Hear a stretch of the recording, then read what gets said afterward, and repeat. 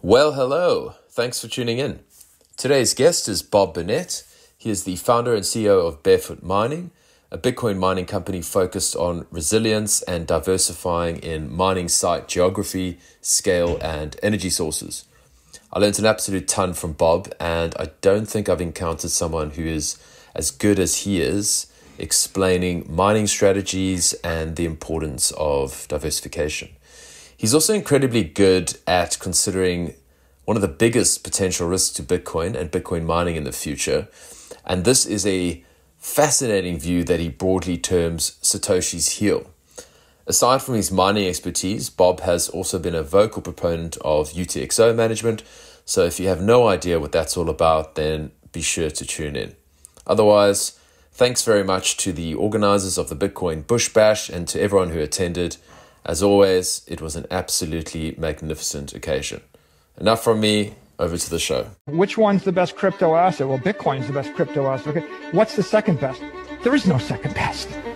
There's no second best crypto asset. Hello, friends, and welcome to the Why Bitcoin Show. I'm your host, Dale Warburton. It's a weekly podcast on why Bitcoin matters and what makes it completely different to all other cryptocurrencies. If you're interested in Bitcoin and you'd like to distill crypto fact from fiction, you've come to the right place. All right, so I have got Bob Burnett of Barefoot Mining here with me today. Bob, welcome to the Why Bitcoin Show. Thanks for having me, Dale. It's a real pleasure to have you. Our mutual friend, Sir William of Rotherham, introduced us. And honestly, Bill's an absolute legend here in Australia, and I look forward to seeing him this weekend. We actually have a Bitcoin Bush Bash planned in the middle of nowhere. And yeah, it's a wonderful opportunity to connect, but Bill, being one of the founders, is one of the chaps I respect most in this space. Well, that's awesome. I am jealous of that. That's the first time I've heard of a Bitcoin Bush Bash, and it sounds like you have a wonderful crew there. So hopefully someday I can wander south and join you. Absolutely, but I do appreciate it. It's a chip and a putt. Let's just say that it's a little further than your average overseas conference. Yes. So yeah, Bob, I've dug a bit into your background in terms of how you actually came across Bitcoin in the first place, and it's really quite fascinating. I wonder, just for the sake of the listeners, whether or not you would mind just giving us the sort of whistle-stop tour of that journey, because I think it's quite fascinating. It's an unusual entrance into this space. Yes, it is. I've lived a fortunate life. For those of you who are listening and not watching, I'm an older member of the community.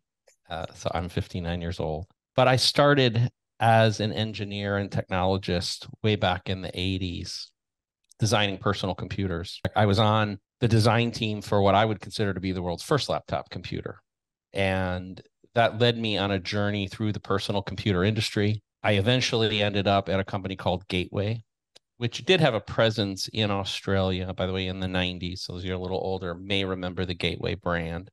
We were a top 10 personal computer company in the world. We actually got our entrance into the Australian market by purchasing a company called Osborne, which was in the early days of Bitcoin, somewhat famous. But I spent that portion of my career developing technology, laptops, desktops, servers. I was blessed to be able to work on early plasma TVs, LCD TVs, MP3 players, those sorts of things. And I also ran Gateway's international business for several years. It was a wonderful journey because if we go from that period in the mid 80s through the 90s into the 2000s, that was a technological explosion. The personal computer and then subsequently the internet just was a really magical time. I left that industry in 2004 and did a technology incubator. At the time, I was doing my best, but the truth of the matter is that for the next decade, we started something on the order of 25 companies through the technology incubator. It was cool, but nothing rivaled the excitement that I got from the early days of the personal computer and the internet. Very few things in life probably could, right? So, that was just an amazing ride. I was in the right place at the right time with the right skill set, and it was just magical. And fast forward to 2017, still running the technology incubator, but I got a phone call from a former Gateway acquaintance. And there's an interesting little backstory with it. I was sitting at home. It was an evening. My phone rang with an unknown number, but it was a Seattle, Washington area code. And I didn't want to answer it. I'm sure a lot of people out there, you get that, like somebody not in your contact list phone number, right? You're pretty leery to answer it. I wasn't going to answer, especially at night, right? Later at night. And my wife said, answer it. She's very, very instinctual woman. And when she believes in something or she wants something, boy, I better behave. So I said, oh, okay. I answered the phone. And it was, as I said, it was a guy that I had known at Gateway, but hadn't spoken to in over a decade. And he said, Bob, with a group, we're trying to put together an Ethereum server farm. And they had a site, they had reasonable energy costs, they couldn't get the equipment. And part of the reason for not being able to get the equipment was in the era like 2017, Ethereum was a proof of work protocol, but it was all GPU based. And you needed to either you basically needed NVIDIA chips like to make this happen. That was really the only path to it. I happen to have a relationship, and my right-hand man in the company, his name's at Barefoot Mining, Keith Thomas, who was the head of desktop engineering at Gateway when I was the chief technical officer. We had relationships with NVIDIA that go back to the start of NVIDIA. So when NVIDIA was a startup company, the very first company to give them any business was Gateway. First company to ever buy an NVIDIA chip and put it into a computer was Gateway. So as you know, they're a behemoth now, top 10 company in the world in terms of market cap, and certainly well down on the AI path. But we made a phone call, and they, even though we were a small company, they remembered us. They remembered us fondly and said, yes, we will support you if you need to build Ethereum servers. We will give you the chips. Well, that was all we needed. This, by the way, was an order for 350-ish servers. So it was about a $2 million US deal. And we kind of overnight said, well, I guess we're in this business. But we were looking at it as computer guys would look at it, right? Somebody was asking us to build 300 high-end servers, each one that had 8, by the way, NVIDIA GPUs in it, 1070, 1080 class CPUs for those of you who are geek out a little more. Well, we got the deal. We supplied it. It was very profitable for us. And we said, well, we made this for this fella. Would somebody else like them? So we started asking around who would like them. We got a much more favorable response than we had expected, but almost everybody that said they wanted one, but only if we would host it for them. So as a precursor to being able to sell a unit, we had to open up a hosting operation, which we did. And it was profitable as well. So we're making money selling the computer. We started to make money hosting. And then a fair number of people were kind of showing us how much money they were making. And we were like, well, why don't we take the profits we're making and pour it into our own equipment? We started self-mining. This all happened in, let's say, a 4 to 6 month period, at which point I started looking harder at what it was we were actually doing and understanding what Ethereum really was. And I saw the warts. I didn't like what was happening. I saw the movement already try to move away from proof of work, which made a lot of sense to me, to proof of stake, which didn't. I saw the governance. I saw the pre-mine, a lot of the things. Like, you don't need me to tell you what's wrong with Ethereum. But I also saw a massive amount of technical complexity coming into Ethereum. And being a guy who's developed technology for a living, I saw like, this is going to be hard. The likelihood of them pulling this off is low.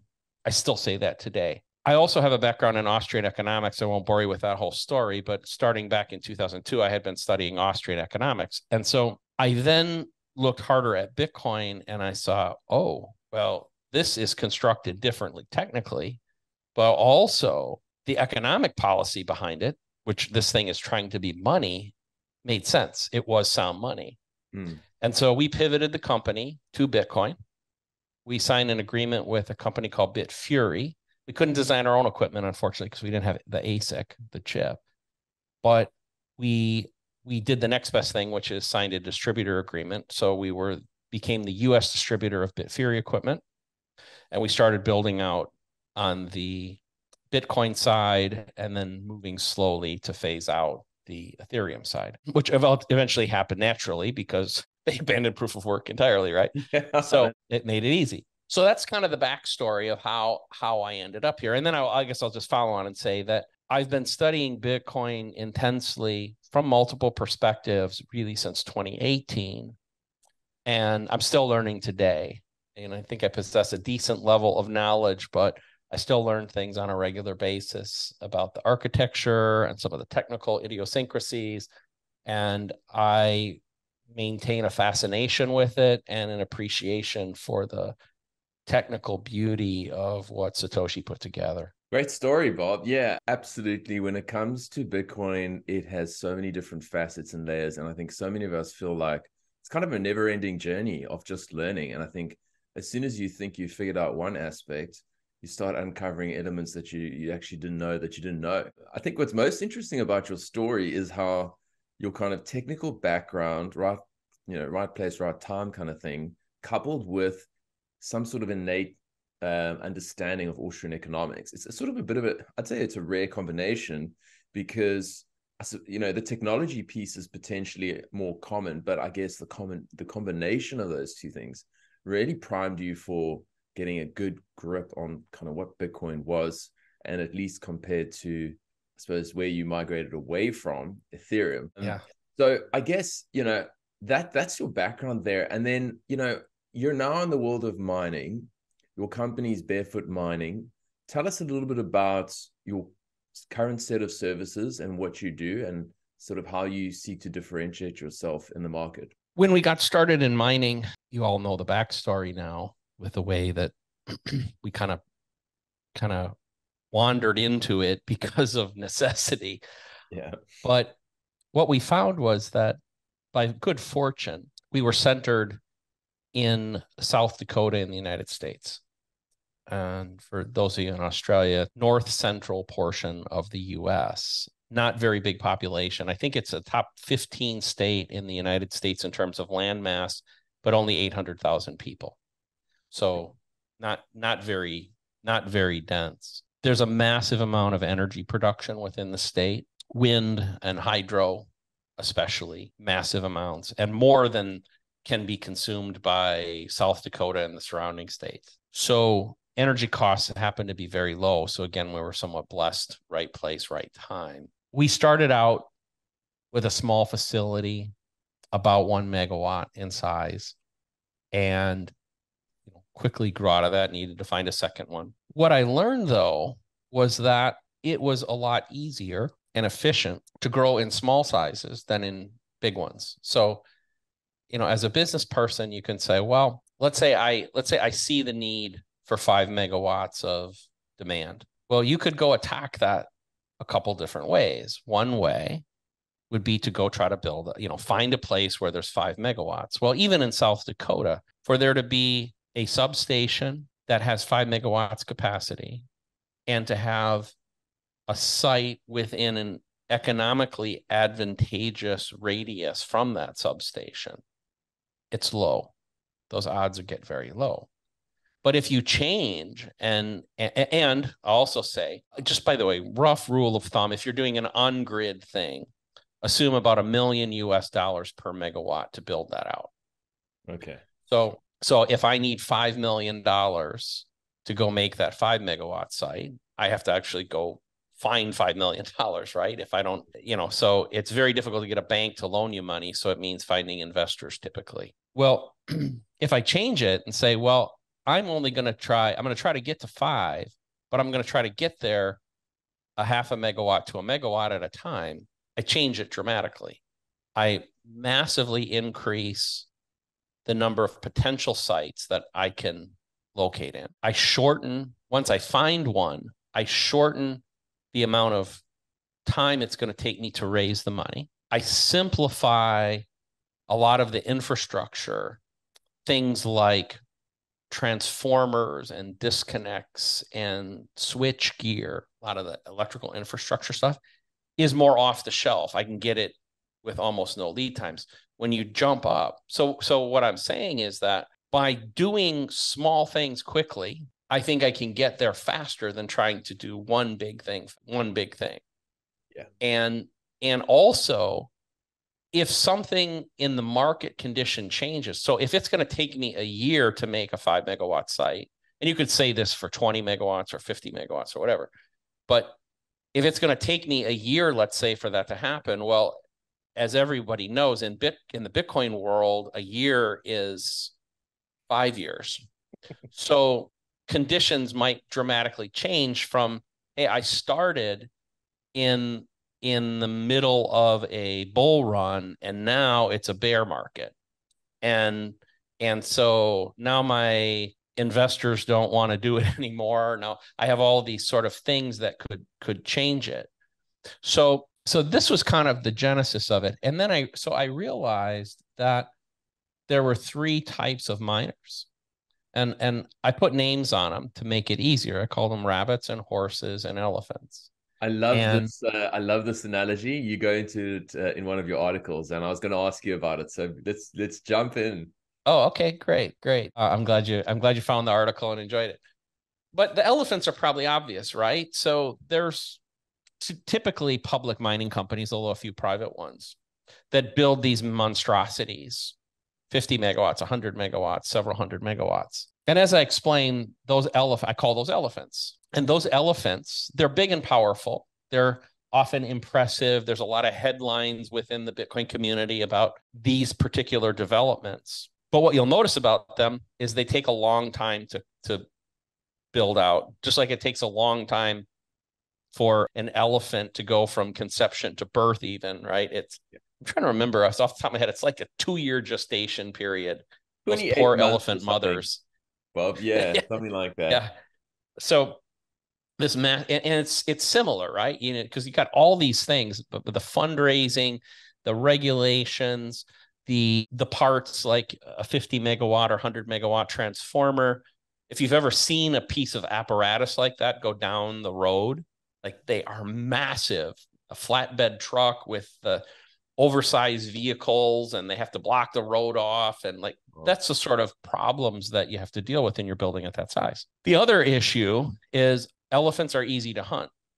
They're immobile and they're easy to hunt. We'll come back to this maybe in a little bit, but they're very conspicuous, not that hard to find. And if you wanted to kill one or inflict damage on one, you know where they are. Now, the other end of the spectrum are the rabbits. The rabbits are the home miners, the small guy with an S9 in a garage, or maybe a businessman who has a server closet and he throws an S19 in there.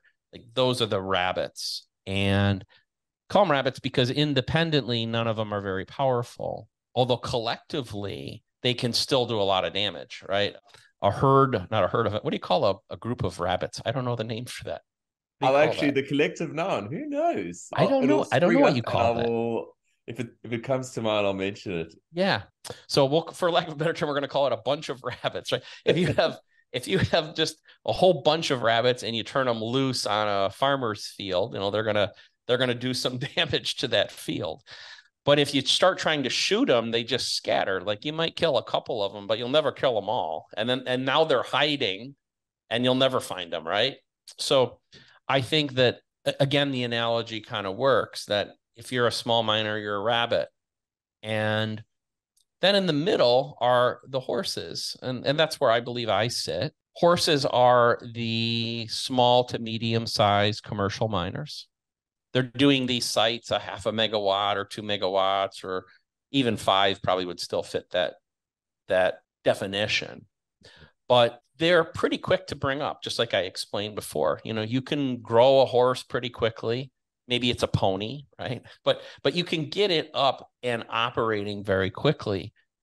But it's also easy to move. Like we build everything now in containers or hash huts. So if a better opportunity arose or a threat was imposed on one of our sites, we can get up and we can move in a very short period of time.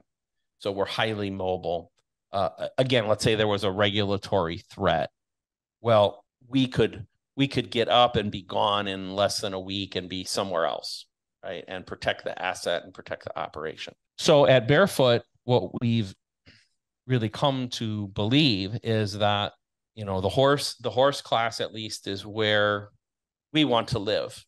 It's not that we don't want to be big. We would love to have a lot of hash rate, but we're going to do it as a herd of horses. What do you call a bunch of horses? Is that a herd? I'm not sure. I will find that out too. Yeah. We better look up horses and elephants and rabbits and find out what you call a bunch of them. But I should know that. So, that's what we want. Band of horses. It's a band. Yes, of course. And then it's a colony or a fluffle of rabbits. Fluffle. Wow. And then a herd of elephants. So that bit's a herd of elephants. Okay. Yeah. Okay. What was it? A fluffle or a colony? Or colony. Yeah. Colony is more common, I think. Okay, I think I'm going to go with colony. Let's run with that. Band of horses. That's a good band, a good musical band, by the way, too. Yes. I don't know if you know them. Band of horses is a good band. So thank you for enlightening me. I needed to know that. You can learn something from me today, finally, for a change. I learn a lot from my guests. Or Mr. Google, should I say. Yeah. But this, I think one of the things is I need to add another component to it. So there's a second component to it, which is I use the terms captive and wild. So any of those three site types, horses and elephants and rabbits, can also be either captive or wild. So there's really 6 kind of sites, right? And a wild site is one in which the energy generation is done locally. It's not tied to a grid or requires the permission of somebody else. And the captive, it's not an energy source owned by the miner, and it's a permission system. So ultimately what I want for me, and I think for a large part of the network, is we want a bunch of sovereign miners. And the path to being a sovereign miner is through wild sites. Now, it's difficult to be a wild elephant. I really don't know of any at this point, but there are a lot of wild horses and rabbits. And because of another article, which maybe we can get into later, called Satoshi's Heel, this part of the infrastructure must always be at least in some balance relative to the elephants. There's a lot of momentum within the community toward elephants. I think the elephants somewhat get glorified within the community. And I have very mixed feelings about elephants. I don't mind a few of them existing. But if we're all elephants, we're like any ecosystem. We're completely out of balance. And so you could almost think of it as an ecosystem with only an apex predator is probably not a very good ecosystem, right? They're very close to extinction. But a balanced ecosystem that has a couple apex predators and some mid-range predators and some that are probably primarily prey, provides this balance, and they all feed off of each other. So I think that's what we want in Bitcoin, is we want a balanced ecosystem.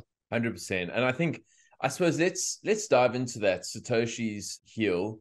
What you're alluding to here, Bob, is the idea that if we have too much of the hash rate concentrated with the captive elephants, there runs the risk of regulatory capture. And you then, in your article where you outline this, actually go into some figures and say, look, at this point, I'm getting really worried. This is what could potentially happen.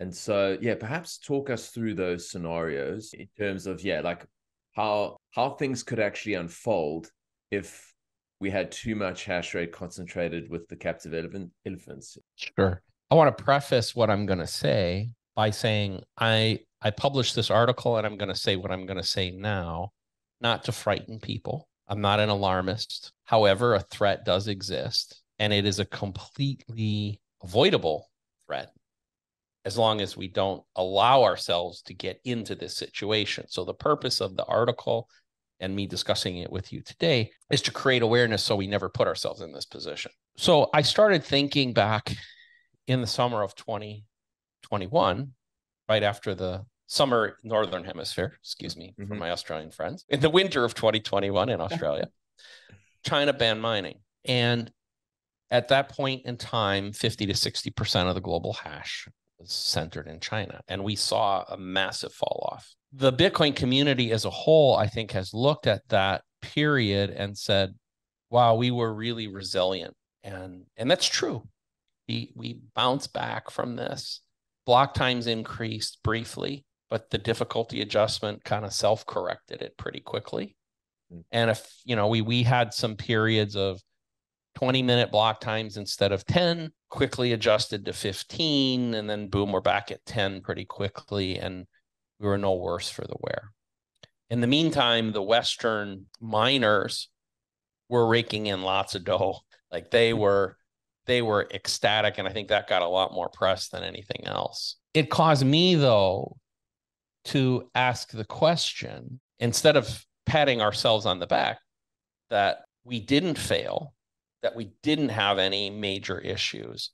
How big would the China ban have had to be, meaning how much hash rate drop, for problems to start to occur? Because certainly we know that if it was 100% drop, we'd have a problem, right? That's obvious. Yeah. So at what point does the problem occur? So I started, this is the engineer part of me, I started running numbers. And forgive me because I don't have it in front of me. I may be off by small amounts here, but it's in the exact numbers are in the article. I'll put it in the show notes. The first thing, excuse me?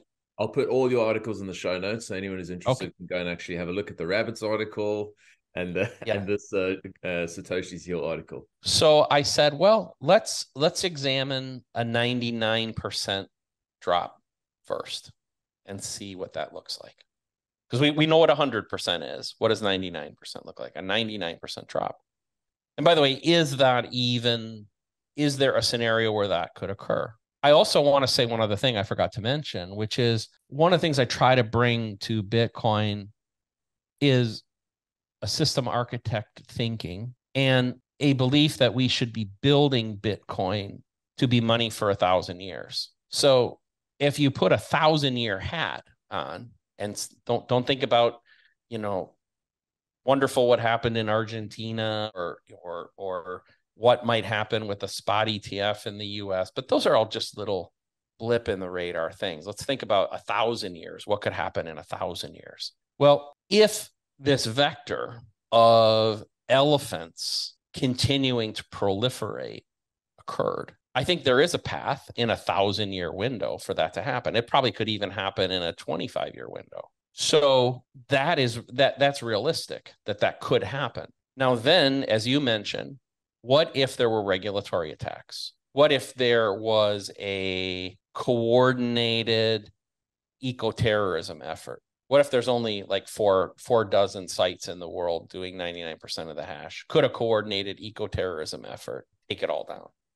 Those are the kind of questions, right? So I examined that question and I started thinking about, if I was the one attacking, what would I do? And I would follow the following path. I would wait for a difficulty adjustment. For those of you who aren't familiar with it, every 2016 blocks, there is a difficulty adjustment. And if you do the math of 10-minute block times on average, that works out to approximately 2 weeks. So what would under normal circumstances? So if right at a difficulty adjustment, you cause this impairment, again, whether it was terrorism, but most likely a regulatory attack, you force all those machines off. Now you go from 99% to 1%, but you're 2016 blocks away from an adjustment. But what you've just done is, instead of 10-minute block times, you've made it 99 times harder. Therefore, it will take 99 times as long. So that puts it, again, I'm going off the top of my head, it's something like 18 hours. So each block now chugs along at 18 hours. And you're 2016 blocks away from the adjustment. So what does that mean? It means you're several years away from the difficulty adjustment. So at this point, it's not a 51% attack. It's just an impairment of the entire infrastructure. Everything grinds to a halt. Now, at that point, no base layer resolutions, no movements to self-custody, no movements out of self-custody. Lightning channels can't open or close or splice.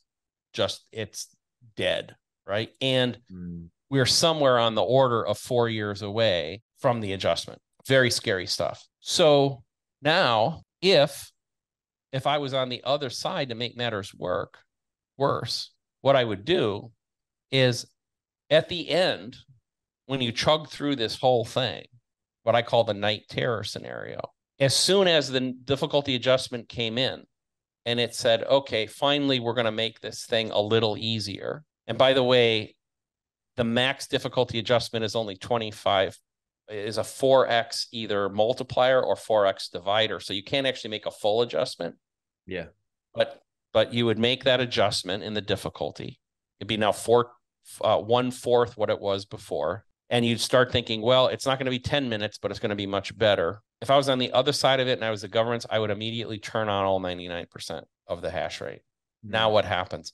Now the block times, which you thought were going to be 10, maybe actually more like 30 or 40 minutes, will become like 2 minutes. And we will blow through in the matter of a couple days all the way to a new difficulty adjustment. So we waited 3 or 4 years for one. Now we're going to blow through it in a couple days. And as soon as we got to the next one, I would turn them off again. So this method of essentially making and impairing the system completely is possible. Now, I'm sure the developers would be out trying to figure out hard forks, and we'd be looking at all kinds of different things. But the point would be, if the goal of Bitcoin is to be the world's money for the next 1,000 years, I think that aspiration would be ruined. And it doesn't mean Bitcoin wouldn't exist, but its aspirations, I think, would be completely dashed. Not with a failure, but just with this impairment. And I believe it would be self-induced, because it only happened because the rabbits and the horses didn't develop in balance with the elephants. Now, Bob, you're talking about a crisis, not an existential crisis per se, but a crisis of confidence and credibility. Because if we expect Bitcoin to function as it does, TikTok next block, and governments are able to manipulate it by virtue of the fact that there are relatively small handful of players, the captive elephants, then that is an absolute night terror scenario. Yes. Yeah. Yeah. And, I debated whether or not to publish the article when I first wrote it. I had this long conversations with myself and a few other people saying, should I put this out there? Because am I creating the roadmap to our demise? And so, because I kind of am, right? To my knowledge, I was the first person to bring this scenario to light. But I ended up by saying, no, by publishing this article, I can increase the odds that we never make this situation possible. Because the article is quite long, and I go through various scenarios, but I'll also say the conclusion is that if we can keep a balance of about 70% of the hash rate, doesn't even have to be 50%, like even just 70% sits with the horses and the rabbits. And especially as well, if we can have 30% of the hash rate be wild, then we don't have to worry about this. Things like the China ban could happen again. We would have a similar sort of tail end of some sort of a ban or some sort of a restriction, but we would keep chugging along, and I don't think confidence would ever be shaken. In fact, I think the opposite would happen. People would say it's really not worth attacking this thing because it just keeps bouncing back, right? But if we allow this thing to keep going that way, then I think that's a problem. And I know here, I can't speak for the typical Australian, but here in the US, Bitcoiners, so I'm going to say something potentially controversial here, but I challenge a lot of the Bitcoiners to, as they buy stock in the public mining companies, which are pushing this elephant agenda hard, think about whether or not that's what you want to support.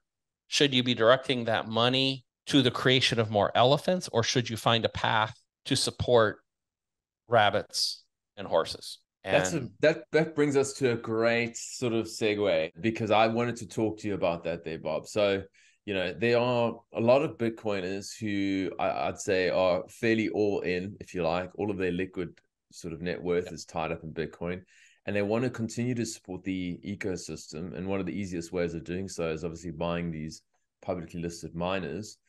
One of the challenges that we have in Australia is our power costs. I mean, energy is obscenely expensive. The numbers, at least on my side, it differs state to state, but I'm looking at about 20 cents per kilowatt. That doesn't make, as far as I understand, mining economically feasible under any circumstances. So, if the goal here is to diversify the mining base or the hash rate such that we have more wild miners, whether they're horses or rabbits, and I think in principle, from a sort of architectural perspective, it makes perfect sense what you're saying. How do we reconcile that? And let's speak to the Australian audience here who's thinking, all right, well, I'd love to do some home mining. It's not economically feasible. I also want to support Bitcoin miners, but I also don't want to contribute towards creating even more behemoth elements. So what do we do? Yeah, it's a great question. So first, you are correct that rates of 20 cents are not going to cut it. So don't do that. My first thought is, while I'm not familiar with all the regulations in Australia, if you can help develop wild sites, though, then that might be the path. So that could be a wind site, but more likely a place like Australia. Like, we're doing some work in biomass. So, there are landfills,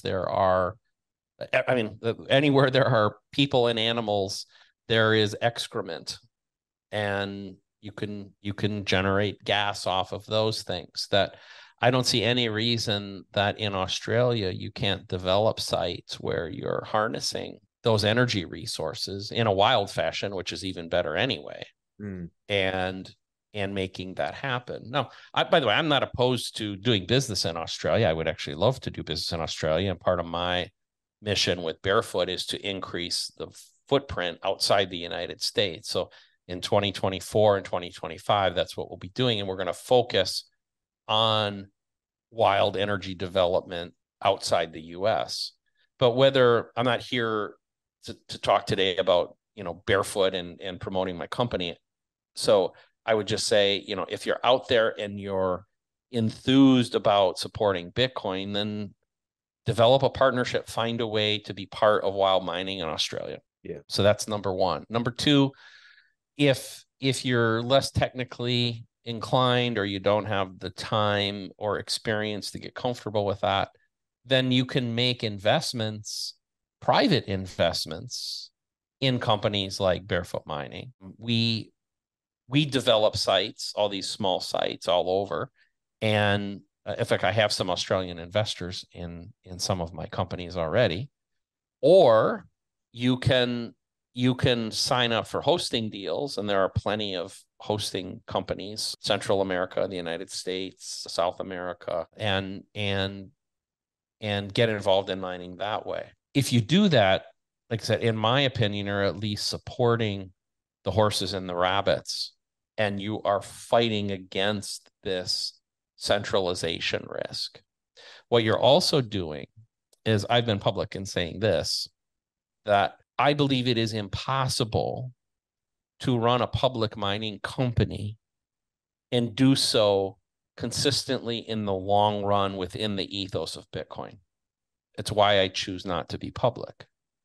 And if you're a real Bitcoiner, then it's my belief that probably outside of your family and whatever religious affiliation you have, the next most important thing in your life, in your decision tree, is something good for Bitcoin or not. And so if you're going to buy a public mining stock, you may benefit personally, but is that the best thing for Bitcoin?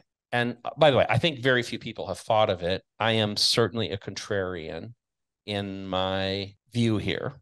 I don't think there are very many people in the world saying what I'm saying. You can all respectfully, or even without respect, you can disagree with me. I guess that's completely up to you. But I would just say, I mean, if you look at your investment in the public mining company and say, no, I've thought about it. I've really thought about not only the first order effects, but the second and third and fourth order effects of this. And I believe the best thing for Bitcoin, and then the best thing for me, is to own stock in XYZ company, then you go for it, if that's where your conscience is. But I do think you should ask the question, like, have a serious conversation with yourself and maybe some other Bitcoiners about whether or not that really is the best thing or not. And yeah. This feels like a conversation that we should be having at the Bush Bash this weekend. I'll tell you all about it afterwards. Yeah. So with regards to your company there, where are you seeing the sort of green shoots in terms of the actual energy sources? Hydro, whether it's methane, what are you actually finding is the easiest to set up from a wild horse perspective? From a wild perspective. Okay. From a wild perspective, probably the easiest thing is in stranded and flared gas area. Those are probably the easiest, which are two distinct things, by the way. And just to clarify, so flared gas would typically mean you found a site where there's oil, and as a byproduct of getting the oil out of the ground, you have to typically burn a lot of CO2 and methane and things like that. That from an environmental perspective, that's typically what you have to do. So the idea there is, hey, I'm going to divert the gas instead into ultimately a generator that will feed Bitcoin mining. Now, in flared gas, you typically have, and by the way, I'm not a gas expert, so I don't want to say that this is my area of expertise, but I know the basics. Typically, you have to treat that gas. It's usually wet. So because if you think about it, there's a big repository of oil, and then sitting on top of it is a bunch of gas. A bunch of the oil essentially has evaporated into the air or is in the form of vapor. And so when you pull the gas out, it's wet, meaning there's a lot of those particles in there. So you typically have to pull it through a separator, get rid of that sort of stuff, and either sell it or dispose of it. And so it's a little more expensive. Stranded gas means you have found a natural gas source, typically no oil or very, very little oil. It's all in gas form. It tends to be dry gas, meaning it doesn't require that separation process. It also typically has a bigger basin of gas. So one of the things with flared gas, which is important, it can be done well, but you often find that different reservoirs have a little bit less consistency in how the gas comes out, and it tends to have a decline curve, they call it, which is the rate at which the gas is available goes down more rapidly than in a stranded gas situation. But anyway, those are the two. The stranded gas, by the way, so the thing about both of these is that the gas itself is too far from a pipeline. So like as an example, in Pennsylvania, in the United States, there's a lot of gas up there. Pennsylvania, Ohio, and West Virginia, that area, a lot of natural gas. There are only a couple pipelines though. And those pipelines, if I let's say I own some land and I'm 30 kilometers away from the main pipeline, it may as well be 5,000 kilometers away because there's just no way for me to economically build a line between my property and that. Plus, I may have to get permission from 15 different landowners and share the revenue. And they're very complex deals. Yeah. So Bitcoin offers a phenomenal opportunity for those people who own those resources, because now they can not have to deal with any of that. They may not get the same price for the gas as they would get if they were connected, but they have no capital investment. Somebody comes in, extracts the gas. And so it's one of those win-win situations. Okay. Yeah. I think that makes sense there, Bob. Just to clarify on the sort of excrement side of things, because I'm imagining here in Australia, there are these massive ranches that sort of cover, tens of thousands of hectares, and there's just wild, they're not wild, but Brahmin cattle, and you've got these massive stations. And I'm just wondering, do you think that these stations could find a way to sort of, collect all of this excrement lying around their massive property? Or how in practice does it actually work if one was going to use excrement and then I guess some of the emissions from that to power up a generator to then mine Bitcoin? You would be, if you have, let's say 10,000 head of some breed, yeah, and it's scattered over, several thousand hectares, well, that's going to be a hard one because the excrement's going to be all spread out. Yeah. So you're going to find that it's more advantageous in situations where you have the animals in a tighter confinement. So now typically, I can't speak to Australian practices, but in most places, for instance, hogs are raised in confinement. And a lot of cattle, dairy cattle, for instance, they typically are in more of a confinement because you have to milk them every day, right? Yeah. So that their excrement is going to be also confined and now harvestable. And so that's really pretty obvious. Yeah, actually, now that I think of it, it's a bit of a silly question because he's going to go run around the whole farm picking up all this stuff. Much easier if you just went to some sort of factory processed kind of place where they're all kind of animals more confined. Another question, though, and I think about this a lot when it comes to, I guess, some of the more interesting opportunities, whether it's the sort of hydro in places like Africa, where, I think in the Congo and those sorts of places, they've got serious amounts of waterfalls. One of the challenges I imagine is political risk. And it's something that I feel like, at least like in South Africa or Namibia or any of those sort of sub-Saharan countries, they've got some sort of potentially abundant energy. Maybe even in Nigeria, they've got oil as an example. How much does political risk factor into your equation when you're going and thinking, well, where should we go? Because unfortunately, it seems that a lot of these places that are energy rich do have a lot of that kind of risk. It is a massive issue. In fact, we start our decision tree with jurisdictional risk. So it precedes the cost of energy and the consistency of the energy, which are obviously two major factors, right? But the first thing we do is we call it jurisdictional risk. So there are two components to that. Three really. One component is regulatory risk. So are we subject to laws or regulations that could shut us down or change the cost of doing business? So like here in the United States, states like California are of no interest to me because I feel they present too high a jurisdictional risk. Now, the next piece is there risk of things like theft or terrorism? So if we're talking about some of the types of countries that you talked about, even if the government is accepting, if we're going to go put, let's say, a couple megawatt operation in place and it's several $1 million to put that operation in place, what risk are we taking that somebody's going to steal it and or severely damage it? But it's more theft. I think that's the concern than that. And then the third piece is, I think, one people don't think about enough, which is community acceptance. So again, as an example, let's say in the United States, a state like Massachusetts or New York, there are communities there.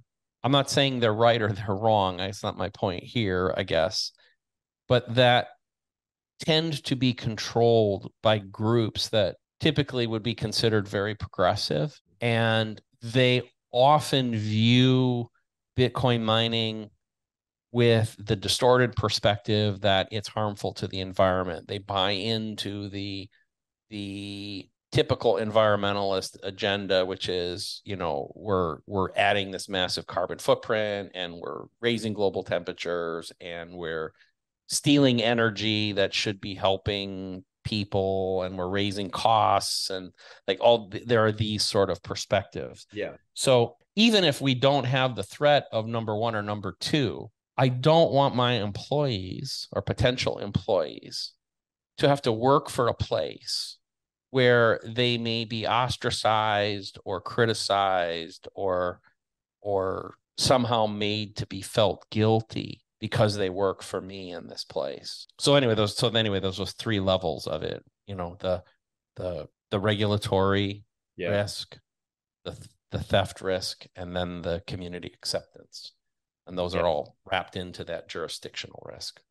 Yeah, the funny thing, Bob, is being a South African, you've already got this sort of inbuilt adversarial thinking constantly. There's a dude across the road from here, and I've just noticed some activity that just strikes me as regular drug deals. And I don't think the average Aussie is picking this stuff up. And so when you're looking at mining sites, I think what you're saying is absolutely spot on. I mean, I look at Africa as being so rich in opportunity from so many perspectives, not just in Bitcoin mining, but unfortunately, if you're going to go and deploy capital there, and let's imagine you can actually do so, there's a risk that, yeah, your equipment could be damaged. You know, governments are routinely overthrown. You could have a deal with one guy, and next day you're dealing with something completely different. The rules can change on a dime. There's not necessarily like a kind of clear distinction between government and the courts. So it's not as in if you've got any recourse if you are in trouble. So Yes. Yeah, it's actually really sad, because in many ways I feel that Bitcoin mining could uplift communities, and in the absence of bad governance and, I guess, crime, one could actually do that. Last question on the mining side, Bob. I feel, and this is just my sort of high level intuition here, but I feel that we have shifted from the energy FUD. It feels that the momentum has been lost, at least compared to, say, 2021. It felt like this was probably one of the biggest issues.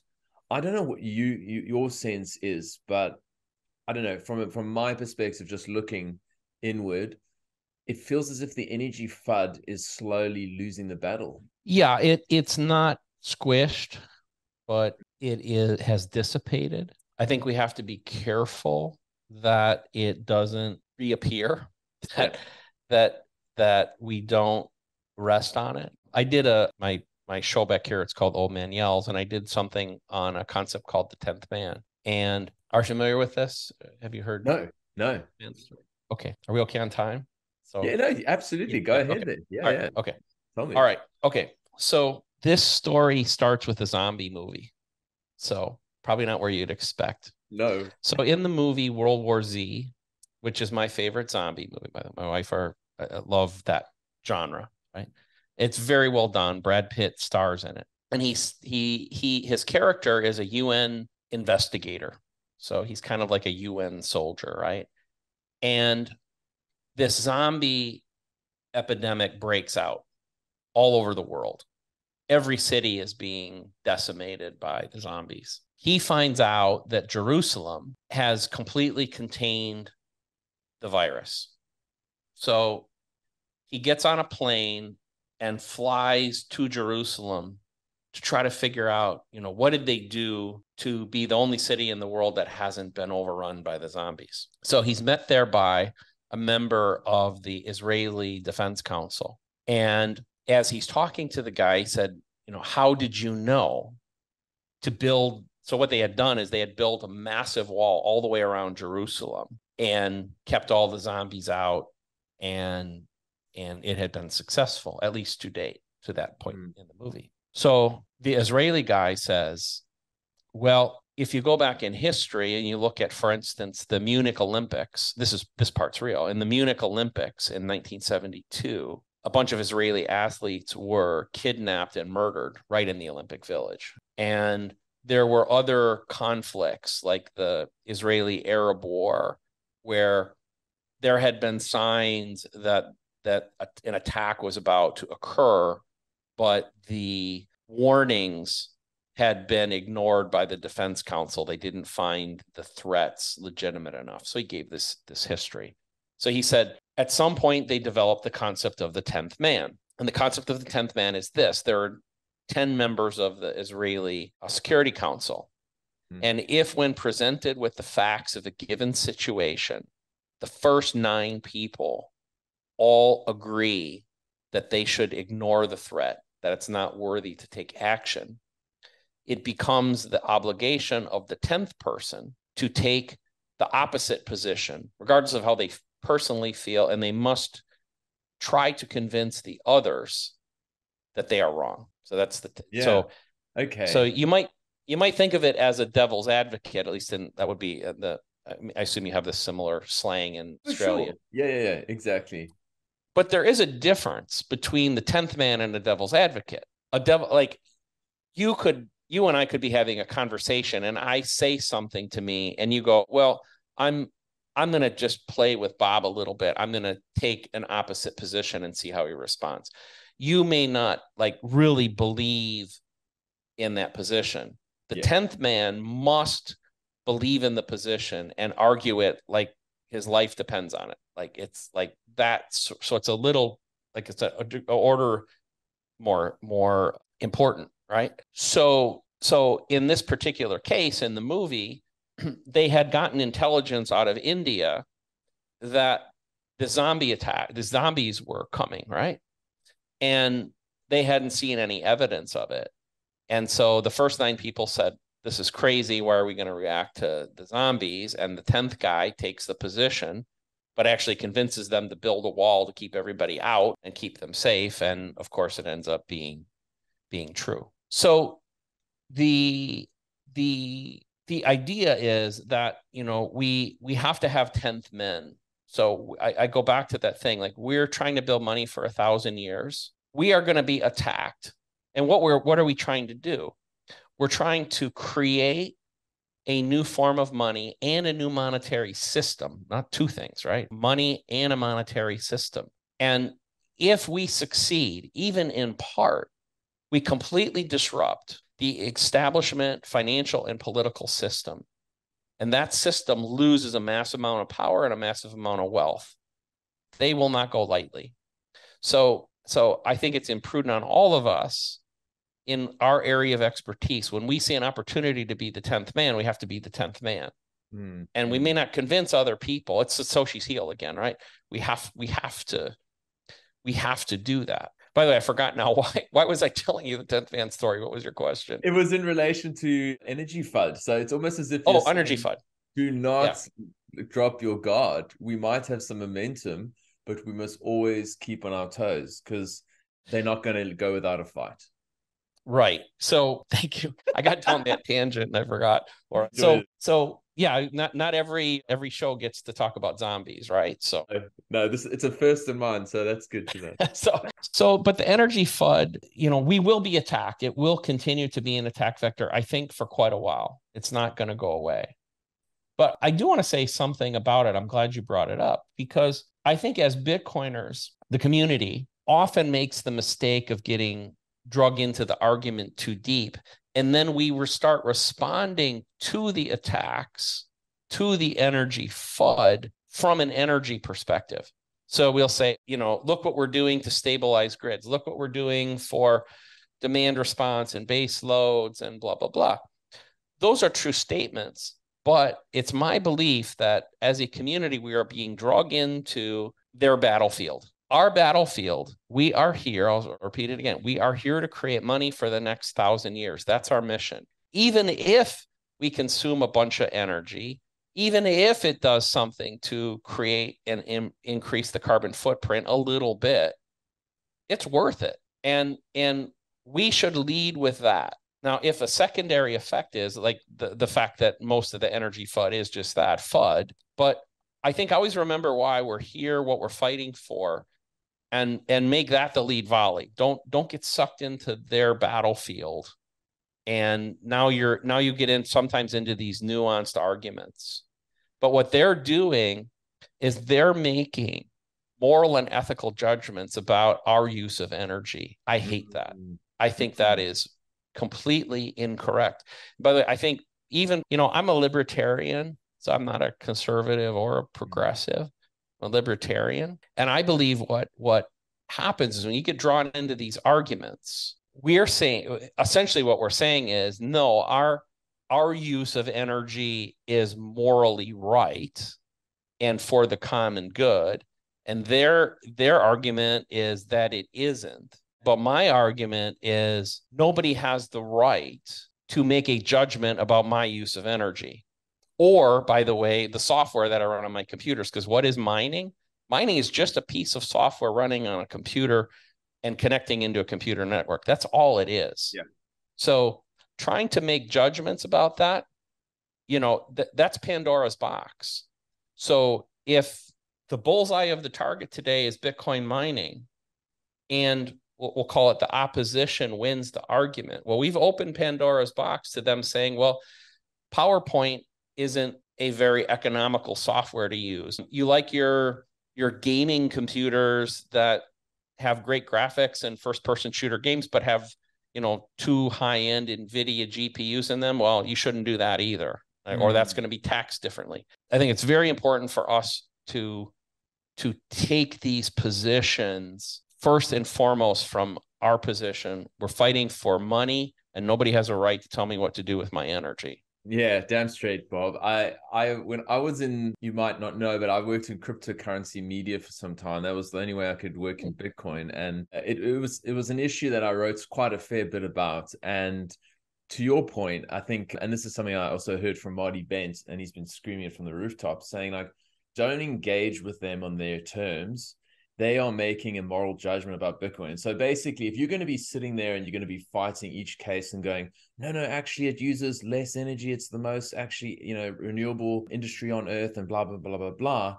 Actually, what it comes down to when you really boil it down is they actually don't believe that any amount of energy is good for Bitcoin. They actually believe the correct amount of energy is zero.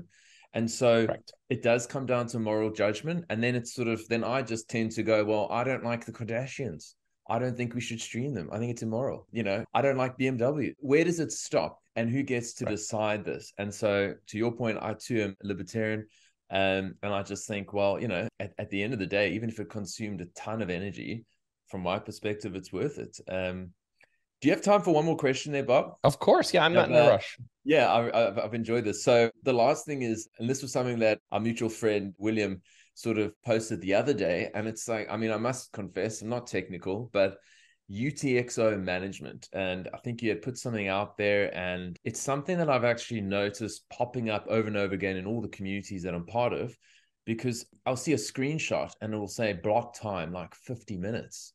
And you're going like, what the hell is happening here? And then you'll see sort of the V bytes, is the rate is really high. And you're going like, what the hell's going on? So perhaps you can talk to you about like, what's causing these spikes in fees, and then sort of why should people care about UTXO management going forward? Okay. Yeah, there's a whole bunch there. So thank you for asking. And I think it's something I've spent, especially the last year, I've tried to do a lot of education, and I've spoken at several conferences and done a lot of shows about this. So I'll clear up a couple of things. First, don't ever worry about block time spiking. Okay. That's just a random event. Okay. So Bitcoin, we talked about the difficulty adjustment before. So, but what's happening is every 2016 blocks, the network reassesses itself, and it tries to adjust the difficulty up or down to return us to an average of 10-minute block times. Now that's a mean, by the way. So the mean average, not, so for those of you that aren't mathematically inclined, so there's the mean, the median, and the mode. The mode is the most common. If you have a set of data, the mode is the most common number across that. That the mean is just the simple sum up all the numbers and divide by the number of numbers. That's the mean. And the median is the middle number. So if you go high, low, high, low, high, low, high, low, high, low, and you work your way to the middle, what's the middle number? So Bitcoin is programmed for 10-minute mean, but interestingly, the median is about 6 minutes, 40 seconds. So they're actually very different numbers, meaning half of the blocks will process in about 6 minutes and 40 seconds, and half of them will process in more than 640. Yeah. So how fast it occurs is really a random process, because we'll get a little more detail, but basically the miners are looking for a nonce, which solves the block relative to the difficulty adjustment. And it could happen in 1 second. And it occasionally does, but it could also happen in 50 minutes. And don't worry about it. Don't try to draw any conclusions. If they go a little fast for a while or they go a little slow for a while, unless you're aware of like a China mining ban or something, just don't pay any attention to it. Doesn't matter. Great advice. Okay. So that's part number one. Now, here's where I think some education is really important. Given that we have 10-minute means and over any extended period, the mean will retreat to about 10. Like in the last year, it's like 949, by the way. It's about 949 is the last year. That means if you do all the math, that there are about 53,500 blocks in a given year. That's how much the network will process. Now, each block, we are at a point now in the maturity of the network where every block is completely full. So every block as it's processed is maxed out. And the technical way of describing that is 4 million weight units. It's a way of measuring how much data is in the block, but it roughly translates typically to about 1.5 megabytes, but probably even easier for people to understand. It typically translates to about 2,700 transactions. Okay. So if we have 53,500 transactions per year, that was the number I gave you before, and we have 2,700 transactions per block, multiply that out, what you'll find is a number about 140 million. So what does that mean? That means that in a given year, in the current state of the network, 140 million, I call them base layer resolutions actually, so, or interactions. That's how many can occur in a given calendar year. Now, right now, people are fairly inefficient in the way that they do it, in part because fees have been actually very low. So in other words, let's say I owed you some Bitcoin and I owed somebody else some Bitcoin. I would probably do those in 2 transactions. But going forward, if fees are high, I might do it in 1 transaction, 1 input, 2 outputs, right? Something like that, instead of 1 input with 1 output to you and 1 input with 1 output to somebody else. I would save money in fees by combining those. So we could probably lift that number up to about 4,000 transactions. It's a crude number. Yeah. Plus, there are some technical innovations that could slightly squeeze more out of it. But let's just say we could get it to 4,000, 50% more than the current rate. That means we have 200 million base layer resolutions per year. Well, there's 8 billion people in the world.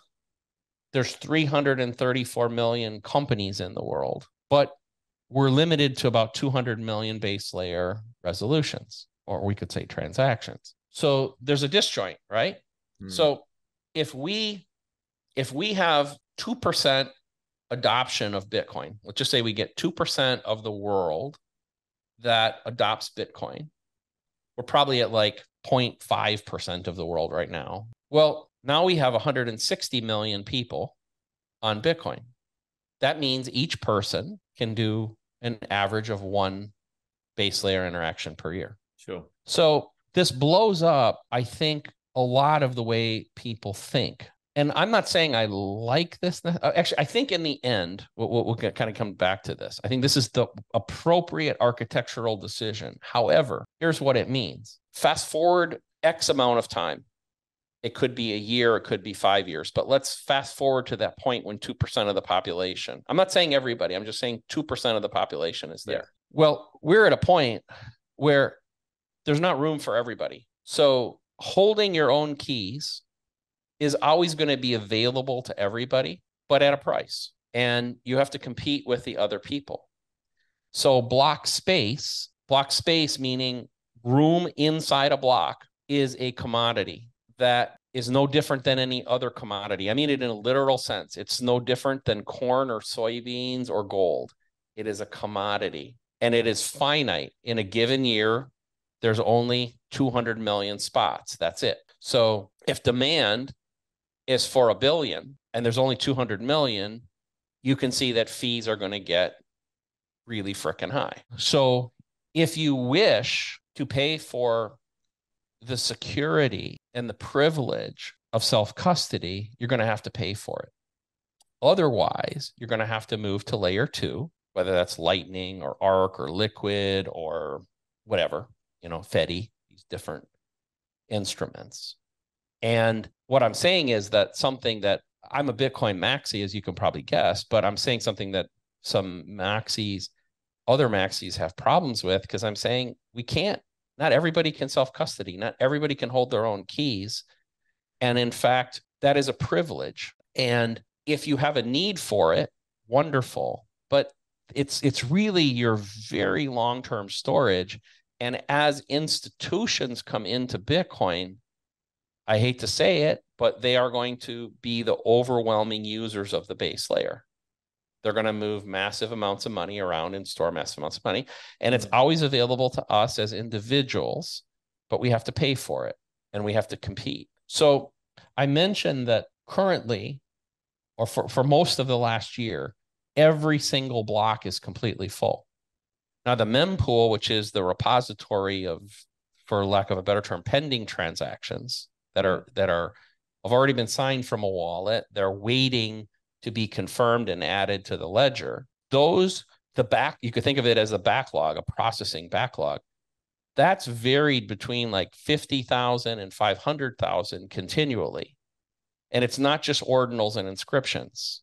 It's way more than that. So the example that I like to give is I mentioned block space is a commodity and it is scarce. In fact, I believe it is absolutely scarce, just like Bitcoin itself. In any window of time, there's only so much available. So example I like to give is, imagine I have an apple tree. It's the only apple tree in the world, and every day it produces 100 apples. Now, at the point that, let's say, only 95 people in the world want an apple every day, the price of my apples is pretty low. The moment 101 people want apples, it becomes insanely expensive. And it's a very subtle difference between only 6 more people, right? 6 more people takes it from Bob's giving away the apples to I'm charging a premium for the apples. When 200 people want apples, I'm buying islands, right? So we as a community have lived in a world for the last year or so where the block space is equivalent to the 95 apples. And on occasion, when ordinals happened or inscriptions, it's pushed the demand to 105. Yeah. And it's a non-linear reaction though, right? It's not. So when you see oh, hey, fees are 3 sats per VByte, and then you come back and you go, oh, it's 200 sats per VByte or something like, or even 25. You go, oh my God, what happened? It's so expensive. Why is it 8 times or 20 times? Well, that's scarcity. That's the power of scarcity. And interestingly, I think we almost see the power of the scarcity more in block space than you do even in Bitcoin itself right now. So anyway, that was a long rambling thing. I'll let you interject. So practically there, Bob, just practically speaking then today, I mean, I think what you're saying makes sense. It actually resonates with a lot of what I've heard from people in the community here in terms of the fact that, we just don't have enough block space to be able to accommodate the world on layer 1. What should people be doing today? Because what I'm imagining you saying actually is kind of going, well, in the future, if I've got, let's say, half a Bitcoin and I want to move that to a new setup, I could, maybe that's in 10 years time, I suddenly look up and go, oh shit, I have to give away like a quarter of this simply just to move it to a new address potentially because the fees are so high. And I guess the real question then is, what should people be doing today in terms of UTXO management so that in the future they have more optionality? I think that's the key question. Sure. Yeah. I apologize. That was the original question. No. That was really insightful. But I think the backstory is important. Like, why should you care? Well, that's the reason you should care. So if you, for instance, like, do you have a DCA option from one of the Australian exchanges? Pretty much all of them offer some sort of DCA. Yeah. Okay. So let's say you're DCAing $10 a day. Okay. Now, and once a week, you dump that out of the exchange into some form of cold storage. Yeah. Well, you could accumulate a massive amount of Bitcoin. That's the equivalent of having a jar of coins, like change, right? So your example, you could have half a Bitcoin, but it's broken up into, I don't know, 20,000 sat pieces. Yeah. Okay. That's a dangerous position because you could find at some point that the cost of each UTXO, that's 20,000 sats, costs, I don't know, 10,000 to move it. So you look at it and you go, oh, I have half a Bitcoin. But what you actually have is a massive amount of administrative overhead to actually do anything with it. So right now, and by the way, you could wait. I think fees are very high right now. It's likely they will dip down again into something reasonable, but you need to watch for those opportunities. Or, so what do you need to do? You need to take all those UTXOs. My recommendation is get them into about 1 million sat or greater clumps. Okay. And I think that 1 million sats, at least in the foreseeable future, is going to be a big enough chunk that if you need to spend it or move it or do something else with it, that you're not going to find the fees being so egregious. Okay. So I think that that's very important. Now, the other thing I will say, and again, it sounds a little sacrilegious, is think of the base layer, though, really as long-term storage. So if you think that you're going to have some financial needs that are going to force you to use your Bitcoin to pay taxes, to buy a car, to buy a house, something like that, then you probably want to get that money off of the base layer. And hopefully you can find a trusted place. Now that's the hard part of this answer, right? Who do you trust with it?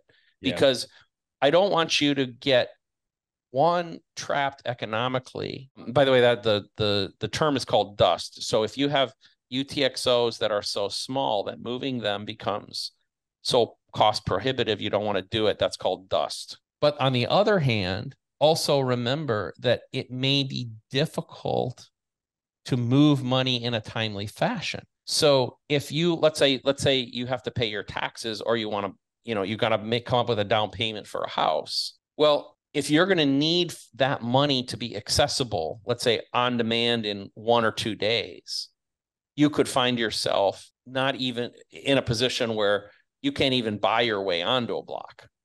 Yeah. Okay. So how soon are we thinking this could happen, Bob? When we're thinking, I mean, is it hard to say, or are we talking within the next 5 to 10 years, probably? No, I think it's much sooner. So here's my prediction.